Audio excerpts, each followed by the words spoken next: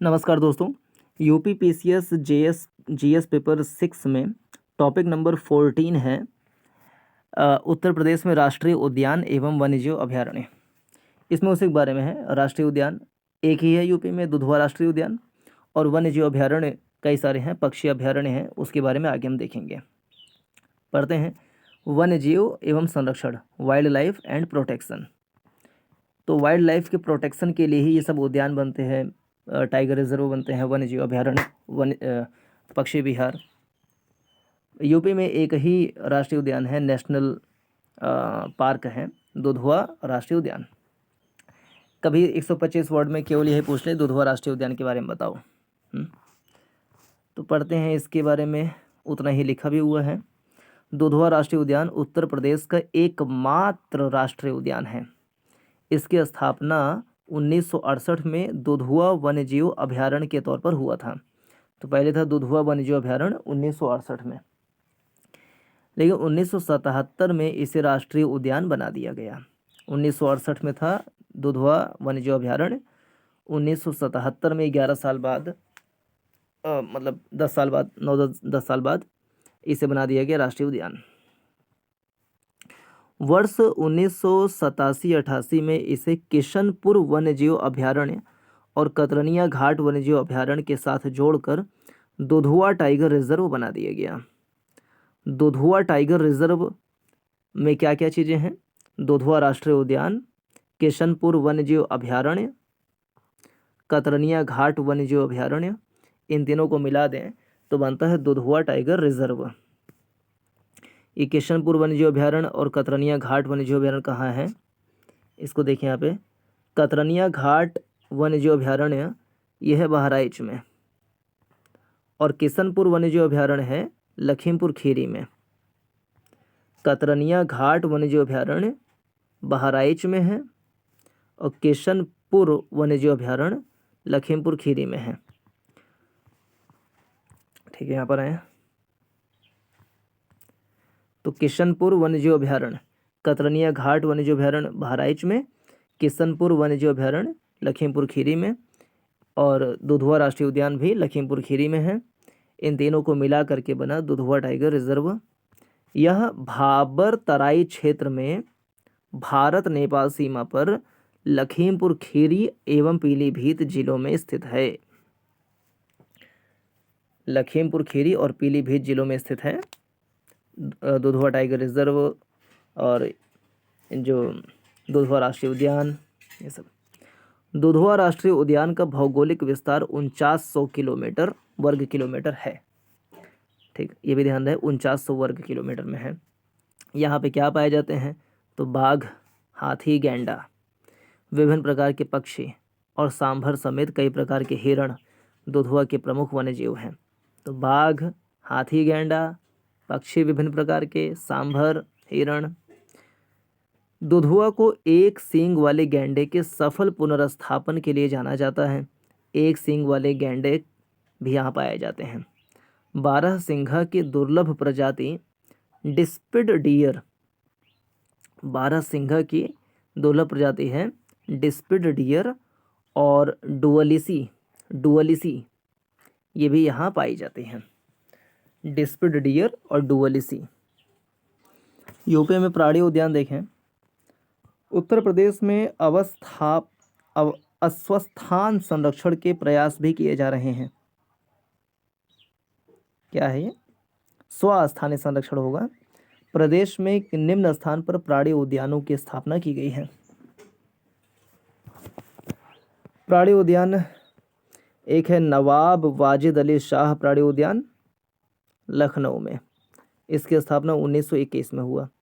कानपुर प्राणी उद्यान की स्थापना 1974 में। शहीद अशफाकुल्ला खां प्राणी उद्यान गोरखपुर में है। यह गोरखपुर में 1921 में आरंभ प्राणी उद्यान है। इसका नाम स्वतंत्रता सेनानी अशफाकुल्ला खां के नाम पर रखा गया है। यूपी में 3 है प्राणी उद्यान, नवाब वाजिद अली शाह प्राणी उद्यान लखनऊ, कानपुर प्राणी उद्यान, शहीद अशफाकुल्ला खां प्राणी उद्यान गोरखपुर। उत्तर प्रदेश में वन्य जीव संरक्षण की परियोजनाएं क्या हैं? एक है प्रोजेक्ट टाइगर, 1973 में आया था ये। प्रोजेक्ट टाइगर की शुरुआत केंद्र सरकार द्वारा बाघों की गिरती हुई जनसंख्या के संरक्षण हेतु की गई थी। यह प्रोजेक्ट भारत में बाघों की जनसंख्या बढ़ाने में सफल रहा है। इस प्रोजेक्ट के अंतर्गत उत्तर प्रदेश में 3 टाइगर रिजर्व बनाए गए हैं। अभी शायद 4 हो गए हैं, देखना पड़ेगा। दुधवा टाइगर रिजर्व एक है, 1987-88 में बना, और दुधवा टाइगर रिजर्व वही है। इसमें दुधवा राष्ट्रीय उद्यान और कतरनिया वन्यजीव अभयारण्य बहराइच वाला, और साथ में किशनपुर वन्यजीव अभयारण्य लखीमपुर खीरी, इन तीनों को मिला करके बना है दुधवा टाइगर रिजर्व। 1987-88 में इसको नामित किया गया था टाइगर रिजर्व के रूप में, जो कि पीलीभीत लखीमपुर खीरी में है। अमनगढ़ टाइगर रिजर्व बिजनौर में है। जिम कॉर्बेट राष्ट्रीय उद्यान का बफर क्षेत्र है अमनगढ़ टाइगर रिजर्व। एक बार क्वेश्चन पूछा हुआ था कि भाबर तराई क्षेत्र में पारिस्थितिकी विविधता के बारे में प्रश्न पूछा था जीएस पेपर 6 में। तो यहाँ देखें, ये सब भाबर तराई क्षेत्र में ही तो हैं। दुधवा टाइगर रिजर्व भाबर तराई क्षेत्र में है। अमनगढ़ टाइगर रिजर्व ये भी वहीं भाबर क्षेत्र में। पीलीभीत टाइगर रिजर्व ये अलग से एक है, पीलीभीत टाइगर रिजर्व 2014-15 में नामित हुआ था। इस 3 के अलावा पश्चिमी उत्तर प्रदेश में शिवालिक वन और रानीपुर वन्यजीव अभयारण्य भी क्रमशः राजाजी राष्ट्रीय उद्यान और पन्ना टाइगर रिजर्व के निकट होने के कारण टाइगर रिजर्व के तौर पर प्रस्तावित हैं।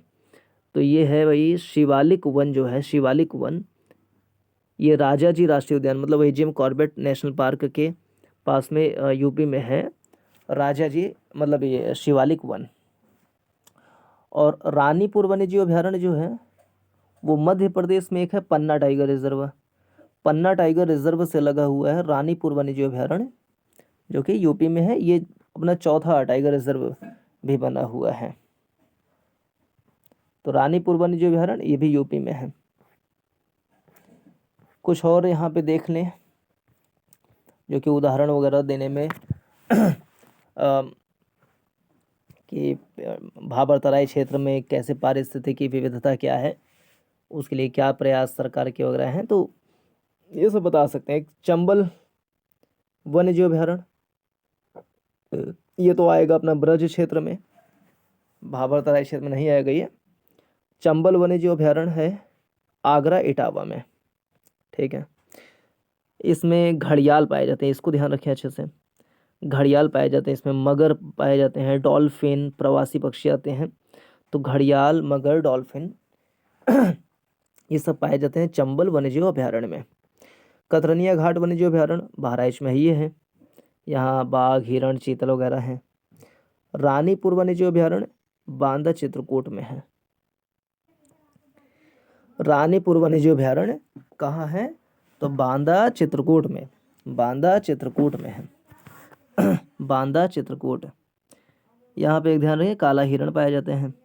महावीर स्वामी वन्यजीव अभयारण्य ललितपुर में है, ललितपुर में।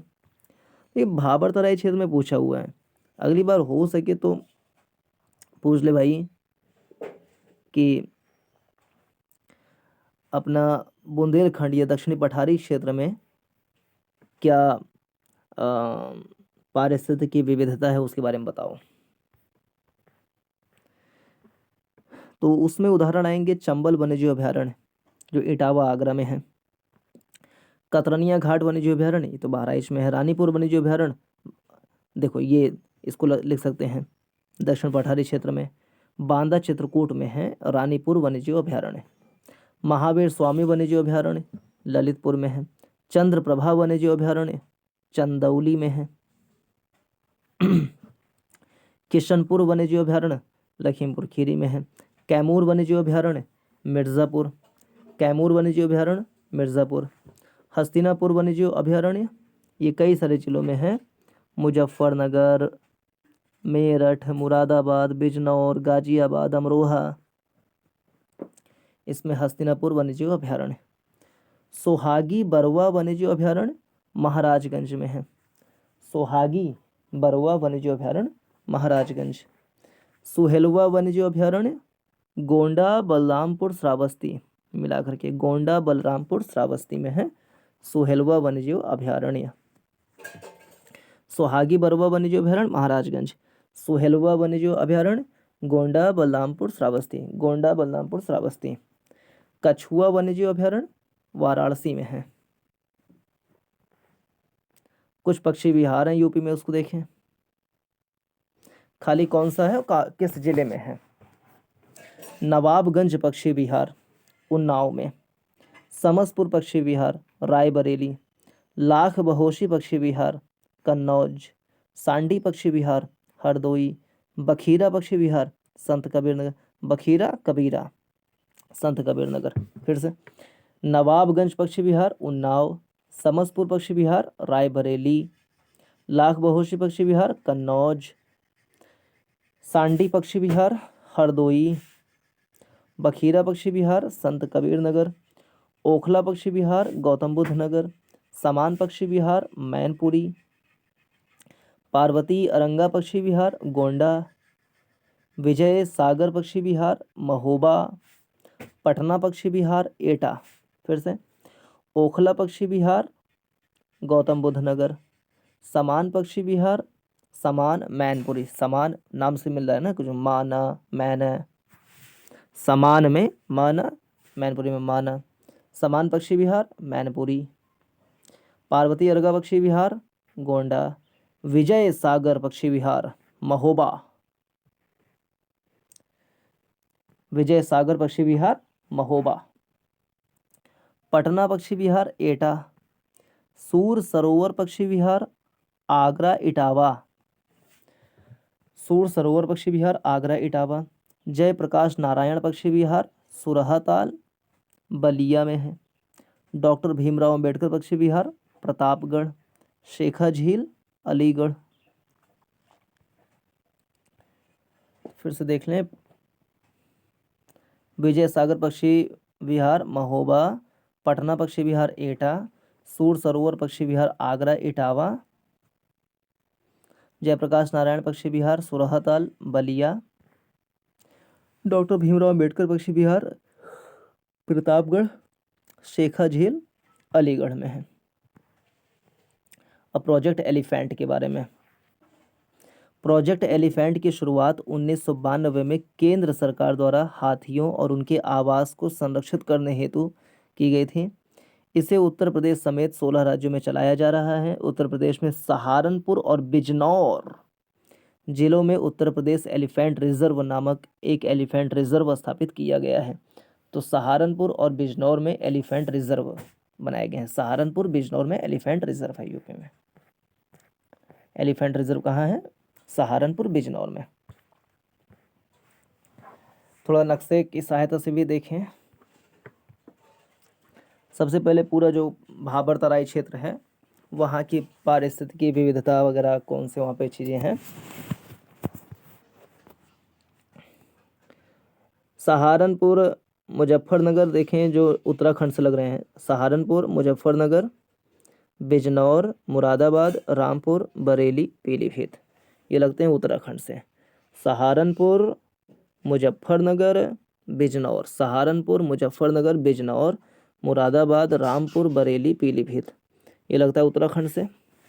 उत्तराखंड से लगे जो कुछ हैं, एक अमनगढ़ जो जिम कॉर्बेट टाइगर रिजर्व है, उससे लगता है अमनगढ़ टाइगर रिजर्व। कहाँ पर है? बिजनौर में है, बिजनौर में। ओके, फिर यहाँ पे देख लें हस्तिनापुर वन्यजीव अभयारण्य, ये 5-6 जिलों में है। मेरठ, गाजियाबाद, मेरठ, गौतम बुद्ध नगर, माफ़ कीजिए, मेरठ, गाजियाबाद है ना, बिजनौर में भी है, मुजफ्फरनगर, इन सब जिलों में फैला हुआ, मतलब इस इलाके में फैला हुआ है हस्तिनापुर वन्यजीव अभयारण्य। फिर नेपाल की सीमा से जो ज़िले लगते हैं, पीलीभीत, लखीमपुर खीरी, बहराइच, श्रावस्ती, बलरामपुर, सिद्धार्थनगर, महाराजगंज। लखीमपुर खीरी में है दुधवा राष्ट्रीय उद्यान। कहाँ है? लखीमपुर खीरी में है दुधवा राष्ट्रीय उद्यान, लखीमपुर खीरी। किशनपुर वन्यजीव अभयारण्य कहाँ है? लखीमपुर खीरी। दुधवा ये क्या लिखा हो, बाघ सुरक्षित क्षेत्र मतलब दुधवा टाइगर रिजर्व, यह लखीमपुर खीरी बहराइच दोनों में है, इसको ध्यान देना। दुधवा राष्ट्रीय उद्यान लखीमपुर खीरी, किशनपुर वन्यजीव अभयारण्य लखीमपुर खीरी, दुधवा टाइगर रिजर्व देखें तो लखीमपुर खीरी बहराइच, कतरनिया घाट वन्यजीव अभयारण्य देखें तो बहराइच केवल, ये 4 पे गौर करना है। दुधवा राष्ट्रीय उद्यान केवल लखीमपुर खीरी, किशनपुर वन्यजीव अभयारण्य केवल लखीमपुर खीरी, कतरनिया घाट वन्यजीव अभयारण्य केवल बहराइच, लेकिन दुधवा टाइगर रिजर्व लखीमपुर खीरी और बहराइच दोनों में है। तो ये क्षेत्र जो है वो एकदम से संपन्न है जैव विविधता के मामले में। फिर आगे आए तो गोंडा में है, जो कि तराई क्षेत्र में आ जाएगा, गोंडा में है पार्वती अरंगा पक्षी विहार, पार्वती अरंगा पक्षी विहार। फिर बलरामपुर में सुहेलवा वन्यजीव अभयारण्य, सुहेलवा वन्यजीव अभयारण्य 3 जिलों में है, बलरामपुर, गोंडा, श्रावस्ती, बलरामपुर, गोंडा, सुहेलवा में 3 शब्द है, सुहेवा, तो 3 जिलों में है ये, गोंडा, बलरामपुर, श्रावस्ती। महाराजगंज में सोहागी बरवा वन्यजीव अभयारण्य महाराजगंज में, और बखीरा वन्यजीव अभयारण्य संत कबीर नगर में है। एक बार फिर से दोहराए तो अमनगढ़ टाइगर रिजर्व बिजनौर में है, यहाँ सहारनपुर, मुजफ्फरनगर, बिजनौर, मुरादाबाद, सहारनपुर, मुजफ्फरनगर, बिजनौर, मुरादाबाद, रामपुर, बरेली, पीलीभीत। यहाँ पे लखीमपुर खीरी, मतलब पीलीभीत, लखीमपुर खीरी, बहराइच, श्रावस्ती, बलरामपुर, सिद्धार्थनगर, महाराजगंज, ये सब लगते हैं अपने नेपाल सीमा से।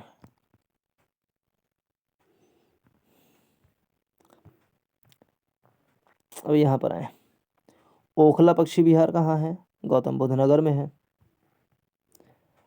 शेखा ताल, शेखा झील कहाँ है, या शेखा पक्षी विहार या शेखा झील, ये अलीगढ़ में है। फिर पटना पक्षी विहार एटा में है। सूर सरोवर पक्षी विहार, सूर सरोवर पक्षी विहार कहाँ है, तो आगरा में है, आगरा में, आगरा इटावा दोनों मिला करके है। राष्ट्रीय चंबल वन्यजीव अभयारण्य, ये आगरा इटावा दोनों मिला करके हैं। फिर उन्नाव में चंद्रशेखर आज़ाद पक्षी विहार, नवाबगंज पक्षी विहार का नाम हो गया है चंद्रशेखर आज़ाद पक्षी विहार, यह है उन्नाव में, है उन्नाव में। फिर महावीर स्वामी वन्यजीव अभयारण्य ललितपुर में है। समसपुर पक्षी विहार, ये रायबरेली में है, समसपुर पक्षी विहार रायबरेली। विजय सागर पक्षी विहार कहाँ है, महोबा, विजय सागर पक्षी विहार महोबा। रानीपुर वन्यजीव अभयारण्य कहाँ है, चित्रकूट में है, चित्रकूट में, रानीपुर वन्यजीव अभयारण्य चित्रकूट में है। फिर डॉक्टर भीमराव अंबेडकर पक्षी विहार प्रतापगढ़ में। चांद खमहरिया कृष्ण मृग आरक्षित वन क्षेत्र प्रयागराज। कैमूर वन्यजीव अभयारण्य कहाँ है, मिर्जापुर में। कछुआ वन्यजीव अभयारण्य वाराणसी। चंद्रप्रभा वन्यजीव अभयारण्य चंदौली। जयप्रकाश नारायण सुराहा ताल पक्षी विहार बलिया। तो ये पूरा हम देख लिए नक्शे में। फिर प्रोजेक्ट डॉल्फिन, प्रोजेक्ट डॉल्फिन के बारे में देखें। केंद्र सरकार द्वारा प्रोजेक्ट टाइगर की तर्ज पर प्रोजेक्ट डॉल्फिन की शुरुआत करने की घोषणा की गई। इसका उद्देश्य नदीय डॉल्फिन और समुद्री डॉल्फिन दोनों को संरक्षण प्रदान करना है। प्रोजेक्ट डॉल्फिन के तहत नदी में पाए जाने वाले डॉल्फिन और समुद्र में पाए जाने वाले डॉल्फिन दोनों के संरक्षण की बात कही गई है। गंगा डॉल्फिन के संरक्षण हेतु उत्तर प्रदेश सबसे महत्वपूर्ण राज्यों में से एक है। ऊपरी गंगा नदी ब्रज घाट से नरौरा तक, इसे कहते हैं ऊपरी गंगा नदी, जो ब्रज घाट से नरौरा तक है, डॉल्फिन समेत अन्य जलीय जीवों घड़ियाल, मगर, कछुए, ऊदबिलाव बड़ी संख्या में मछली प्रजातियों की मौजूदगी के लिए प्रसिद्ध है। देश में कुल आकलित 2500 से 3000 डॉल्फिन में से मतलब 1000 से ज़्यादा, 1500 से ज़्यादा डॉल्फिन यूपी में मौजूद हैं। अभी डॉल्फिन गणना भी हुई नई नई जो 2024 मतलब 25 में ही आई है। वो इम्पोर्टेंट हो सकता है इसके लिए। डॉल्फिन गणना में यूपी का स्थान जो है वो क्या है वो हम देख सकते हैं। नई कुछ रिपोर्ट आई है इसके ऊपर। गंगा डॉल्फिन गंगा और ब्रह्मपुत्र नदियों तथा उसकी सहायक नदियों में पाई जाती है। गंगा डॉल्फिन सामान्य तौर पर अंधी होती है और अपने शिकार को पकड़ने हेतु प्रतिध्वनि यानी कि इकोलोकेशन का सहारा लेती है। ये सब गंगा डॉल्फिन के जो बातें हैं उसको इम्पोर्टेंट इसलिए भी हैं क्योंकि गंगा यूपी से जा रही है। मैंने बात तो ये है, बहुत सबसे लंबी जो गंगा की बहाव है, प्रवाह है, वो यूपी में ही है। और यूपी का जो राजकीय जलीय जीव है वो गंगा डॉल्फिन को माना गया राष्ट्रीय जलीय जीव भी ये है, इसलिए महत्वपूर्ण। और सबसे ज़्यादा जो गैंगेटिक डॉल्फिन है वो यूपी में पाया जाता है, इसलिए ये महत्वपूर्ण है। गंगा डॉल्फिन के बारे में पूछ ले परीक्षा में। अगर मैं गलत नहीं हूँ तो 2025 का यूपी पीसीएस प्रीलिम्स में भी यहाँ से प्रश्न पूछे गए हैं, या तो यूपी पीसीएस में या तो बिहार पीसीएस में 2025 में। तो इसकी खास बात क्या है कि अंधी होती है और प्रतिध्वनि का सहारा मतलब शिकार को पकड़ने के लिए प्रतिध्वनि का सहारा लेती है, प्रयोग करती है। और सुसु भी कहा जाता है। गंगा डॉल्फिन के संरक्षण के लिए भूतकाल में कई प्रयास किए जा चुके हैं। क्या प्रयास हैं इसके लिए? 1986 में गंगा डॉल्फिन को वन्य जीव संरक्षण अधिनियम की अनुसूची में डालकर उनके शिकार पर रोक और संरक्षण प्रयासों को बढ़ावा दिया गया है। तो वन्य जीव संरक्षण अधिनियम में इसको सूचीबद्ध किया गया 1986 में, जिससे शिकार पर रोक लगी और संरक्षण के प्रयास को बढ़ावा मिला। एक प्रयास ये हुआ। गंगा डॉल्फिन संरक्षण कार्यकारिणी योजना द्वारा गंगा डॉल्फिनों को खतरा व डॉल्फिन आबादी पर नदी यातायात, सिंचाई, नहरों और शिकार की कमी के प्रभावों की पहचान की गई और गंगा डॉल्फिन को राष्ट्रीय जलीय जीव घोषित किया गया 2009 में। 2009 में गंगा डॉल्फिन राष्ट्रीय जलीय जीव के रूप में कब घोषित हुई? सन 2009 में।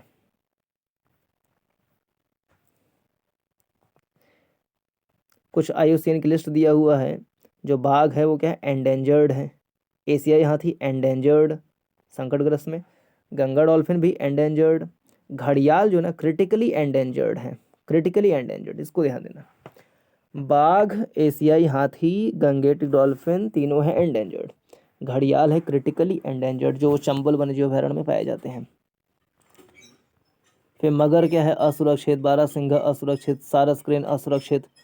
इस पे देखें, लाल सिर वाला गिद्ध जो है क्रिटिकली एंडेंजर्ड। सफ़ेद पाश वाला गिद्ध क्रिटिकली एंडेंजर्ड। ठीक है। घड़ियाल संरक्षण के लिए क्या किया हुआ है? घड़ियाल यूपी में पाए जाते हैं, चंबल नदी में पाए जाते हैं। चंबल नदी जो इटावा में आती है, गंगा से मिल जाती है। 1975 में 3 स्थानीय मगरमच्छ प्रजातियों घड़ियाल, मगर, खारे पानी का मगर। मगरमच्छ की 3 प्रजाति कौन सी है? घड़ियाल, मगर, खारे पानी का मगर। इन तीनों के संरक्षण के लिए प्रोजेक्ट क्रोकोडाइल की शुरुआत की गई। कब? 1975 में। प्रोजेक्ट क्रोकोडाइल कब आया? 1975 में। प्रोजेक्ट टाइगर आया 1973 में 1 अप्रैल को और 1975 में आया प्रोजेक्ट क्रोकोडाइल। 3 स्थानीय मगरमच्छ प्रजातियों के संरक्षण के लिए घड़ियाल, मगर, खारे पानी का मगर। घड़ियाल जो ना, अब इसके बारे में थोड़ा। घड़ियाल मीठे पानी की मगरमच्छ प्रजाति है। चंबल नदी इसका सबसे महत्वपूर्ण आवास है, जहां इसकी 75% आबादी पाई जाती है। गिरवा और घाघरा नदियों में भी कुछ घड़ियाल आबादी है। घड़ियाल संरक्षण के प्रयासों को बढ़ावा देने के लिए राष्ट्रीय चंबल नदी अभयारण्य उत्तर प्रदेश, मध्य प्रदेश, राजस्थान में मिलन बिंदु पर है। राष्ट्रीय चंबल नदी अभयारण्य जो यूपी में देखें तो आगरा और इटावा में है वैसे 3 राज्यों की परियोजना है ये, यूपी, एमपी, राजस्थान। राष्ट्रीय चंबल नदी अभयारण्य और कतरनिया घाट वन्यजीव अभयारण्य, जिसको हम देखें कतरनिया घाट वन्यजीव अभयारण्य बहराइच में है। वहीं गिरवा नदी है, गिरवा नदी में भी चंबल अभयारण्य बनाए गए हैं, मतलब सॉरी जो घड़ियाल अभयारण्य है वो बनाए गए हैं। लखनऊ के कुकरैल, कुकरैल कहाँ है? लखनऊ में 1975 में घड़ियाल संरक्षण और पुनर्वास केंद्र की स्थापना की गई है। घड़ियाल संरक्षण और पुनर्वास केंद्र की स्थापना यूपी में लखनऊ के कुकरैल में 1975 में की गई। इसके द्वारा संस्थागत प्रजनन द्वारा घड़ियाल की आबादी को पुनः बढ़ाने पर अत्यधिक मदद की गई। घड़ियाल और अन्य विलुप्त प्राय प्रजातियों के लिए ये प्रयास अभी तक जारी हैं। चलो, गिद्ध संरक्षण है, उसके बाद चीज़ें खत्म होगी, थोड़ा हम फास्ट चलेंगे। अब गिद्ध के बारे में भी आ सकते एग्जाम में। मृत जानवरों के शरीर का भक्षण कर गिद्ध पर्यावरण को स्वच्छ रखने में महती भूमिका अदा करते हैं। दक्षिण एशिया में डाइक्लोफिनाक, क्या डाइक्लोफिनाक नामक पशु औषधि के प्रयोग से गिद्धों की आबादी में भयानक ह्रास हुआ। गिद्धों की आबादी को बढ़ाने के लिए उत्तर प्रदेश में गिद्ध संरक्षण के क्रियाकलाप किए जा रहे हैं। एक है जटायु संरक्षण केंद्र। जटायु संरक्षण केंद्र कहाँ है? महाराजगंज जिले में है। उत्तर प्रदेश सरकार द्वारा गिद्ध संरक्षण और प्रजनन के लिए महाराजगंज जिले के फरेंदा तहसील के प्रथम जटायु संरक्षण और प्रजनन केंद्र, यानी गिद्ध संरक्षण केंद्र से बोले, गिद्ध संरक्षण केंद्र कहाँ बना? महाराजगंज बना। गिद्ध संरक्षण केंद्र कहाँ बना? महाराजगंज में बना। इसकी स्थापना बॉम्बे नेशनल, ठीक है, यह गोरखपुर वन क्षेत्र के अंतर्गत आता है। गिद्ध संरक्षण केंद्र के समीप ही वृद्ध और छोड़ दी गई गायों के लिए एक गौ सदन स्थापित है। यह यूपी का प्रथम गिद्ध संरक्षण केंद्र है और लाल सिर वाले गिद्ध के लिए भारत का पहला संरक्षण केंद्र है। ठीक है, भारत में पहला गिद्ध संरक्षण केंद्र भारत में पहला बना था हरियाणा के पिंजौर में। गिद्ध सुरक्षित क्षेत्र, गिद्ध आवासों के 150 किलोमीटर के घेरों में गिद्ध सुरक्षित क्षेत्रों की स्थापना की जाती है ताकि मवेशी कंकाल, डाइक्लोफिनाक और अन्य विषैले औषधियों से मुक्त रहें। डाइक्लोफिनाक के प्रयोग को रोकने के लिए जागरूकता अभियान चलाए जाते हैं। उत्तराखंड नेपाल के बीच एक गिद्ध सुरक्षित क्षेत्र स्थापित है जिसमें तराई का क्षेत्र आता है। इस क्षेत्र के अंतर्गत दुधवा और कार्बेट राष्ट्रीय उद्यान और कतरनिया घाट वन्यजीव अभयारण्य आते हैं। देखिए थोड़ा सा प्रवासी पक्षी और वेटलैंड्स के बारे में। उत्तर प्रदेश एक बड़ी संख्या में स्थानीय प्रवासी पक्षियों का निवास स्थान है। स्थानीय और प्रवासी पक्षियों का निवास स्थान यूपी में अच्छा खासा है। देश के कुल 1300 पक्षी प्रजातियों में से 500 उत्तर प्रदेश में पाए जाते हैं। पक्षियों के संरक्षण के लिए देश में कई पक्षी अभयारण्य बनाए गए हैं। उत्तर प्रदेश में एक बड़ी संख्या में मीठे पानी की ऑक्सबो झीलें भी और दलदली रूप में वेटलैंड्स मौजूद हैं जो बड़ी संख्या में पक्षियों को आकर्षित करते हैं। इन वेटलैंड्स को देखें, कौन कौन से यूपी में वेटलैंड्स हैं। ऊपरी गंगा नदी, ब्रजघाट से नरौरा तक, नवाबगंज पक्षी अभयारण्य, पार्वती अरंगा पक्षी अभयारण्य, समान पक्षी अभयारण्य मैनपुरी में, समस्तपुर पक्षी अभयारण्य, सांडी पक्षी अभयारण्य हरदोई में, सरसई नावर झील, ये सब वेटलैंड्स है यूपी में।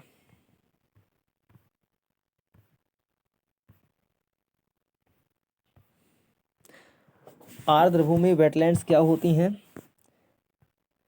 तो कोई भी जलमग्न अथवा आर्द्र भूमि को वेटलैंड कहते हैं। प्राकृतिक ये अथवा कृत्रिम हो सकती है, अस्थायी अस्थायी, पूर्णकालीन आर्द्र अथवा अल्पकालीन आर्द्र हो सकती है, स्थिर अथवा अस्थिर, स्वच्छ जल अथवा अस्वच्छ जल, लवणीय, मटमैला जल, इन सभी प्रकार के जल वाले स्थल वेटलैंड के अंतर्गत आते हैं। समुद्री जल जहाँ भाटा जल की गहराई 6 मीटर से अधिक ना हो वह भी वेटलैंड कहलाता है। रामसर कन्वेंशन आर्द्र भूमि के संरक्षण और अस्थायी उपयोग हेतु एक अंतर्राष्ट्रीय संधि है। इसका नाम ईरान के रामसर शहर के नाम पर रखा गया है। रामसर कन्वेंशन 2 फरवरी 1971 को हस्ताक्षरित किया गया था, इसलिए 2 फरवरी को हर साल इंटरनेशनल वेटलैंड्स डे मनाते हैं। और रामसर कन्वेंशन 21 दिसंबर 1975 को लागू हुआ था। आर्द्र भूमि का संरक्षण एवं अस्थायी उपयोग करना, वेटलैंड के अतिक्रमण एवं क्षति को रोकना, 6 संगठन के साथ मिलकर काम करती है Ramsar convention. Bird life international, IUCN international water management institute, wetlands international, WWF world wide and wetland trust, wild foul. अन्य पार्टनर भी कुछ हैं। मॉन्ट्रिक्स रिकॉर्ड क्या होता है? मॉन्ट्रिक्स रिकॉर्ड अंतर्राष्ट्रीय महत्व की आर्द्र भूमियों की एक ऐसी सूची है जिसके अंतर्गत उन आर्द्र भूमियों को सम्मिलित किया जाता है जिनका तकनीकी विकास, प्रदूषण अथवा अन्य मानवीय हस्तक्षेप के कारण पारिस्थितिकी चरित्र या तो बदल चुका है या बदल रहा है या फिर बदलने वाला है। वर्तमान में भारत के 2 आर्द्र भूमि मॉन्ट्रिक्स रिकॉर्ड में आते हैं, केवलादेव राष्ट्रीय उद्यान राजस्थान, लोकटक झील मणिपुर। ये 2 मॉन्ट्रिक्स में आते हैं। चिल्का झील पहले इसमें शामिल थे लेकिन हटा दिया गया। यूपी में 10 रामसर स्थल हैं।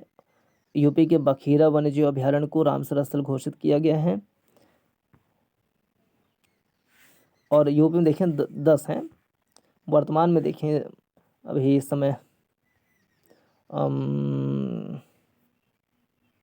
क्या हम बोलेंगे 4 नवंबर 2025 है, तो नवंबर 2025 तक देखें तो 94 जो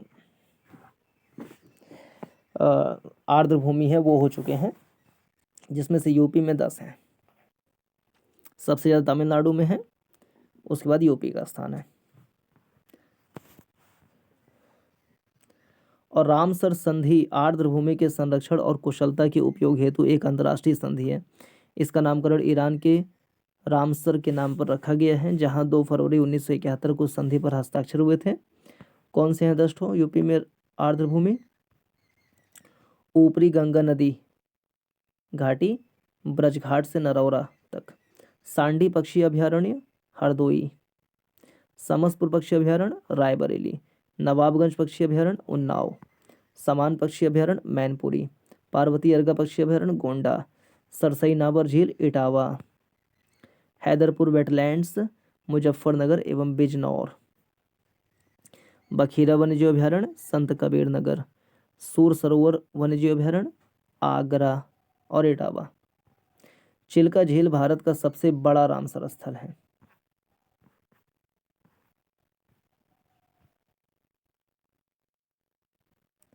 यूपी में एक एलिफेंट रिजर्व तो देखे थे हम जो मुजफ्फरनगर और बिजनौर में था। और लखीमपुर खीरी में भी एलिफेंट रिजर्व बनाने की बात है, जो भारत नेपाल सीमा पर होगा। और प्रोजेक्ट हाथी 1992 में आया था। ये टॉपिक हम पढ़े GS पेपर 6 में, टॉपिक नंबर 14 जो है उसमें राष्ट्रीय उद्यान और वन्यजीव अभयारण्य के बारे में दिया हुआ है। ये टॉपिक हो गया कंप्लीट। फिर आगे हम देखेंगे यूपी में परिवहन तंत्र वगैरह आदि आदि चीज़ें। नमस्कार, जय हिंद।